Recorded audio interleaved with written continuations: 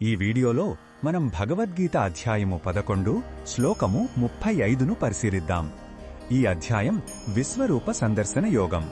శ్రీకృష్ణుని అద్భుతమైన మరియు భయంకరమైన విశ్వరూపాన్ని చూసిన తరువాత అర్జునుడు పూర్తిగా నిశ్చేష్టుడైపోయాడు. ఈ శ్లోకంలో సంజయుడు అర్జునుడి పరిస్థితిని ధృతరాష్ట్రునికి వివరిస్తున్నాడు. మొదటగా ఈ పవిత్ర శ్లోకాన్ని భక్తితో విందాం.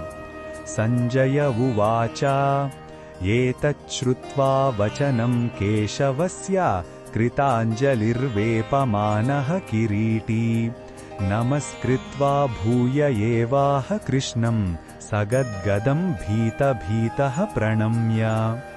ఈ శ్లోకం అర్థమేమిటంటే సంజయుడు ఇలా అంటున్నాడు. కేశవుని ఆ మాటలు విన్న తరువాత కిరీటధారి అయిన అర్జునుడు చేతులు జోడించి వణికిపోతూ తీవ్రమైన భయంతో నిండిపోయాడు.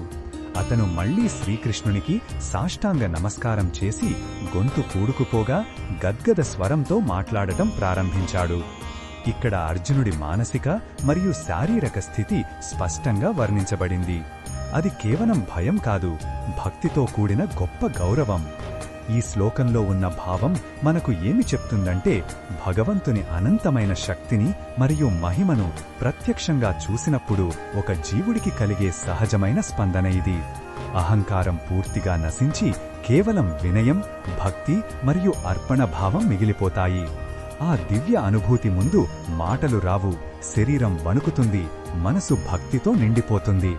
ఇదే నిజమైన శరణాగతికి తొలిమెట్టు.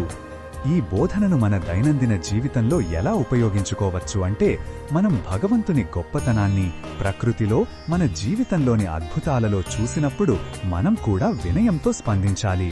మన ప్రార్థనలు కేవలం కోరికల చిట్ట కాకుండా భగవంతుని మహిమను తలచుకుని కృతజ్ఞతతో నిండిన నిశ్శబ్ద నమస్కారంగా ఉండాలి.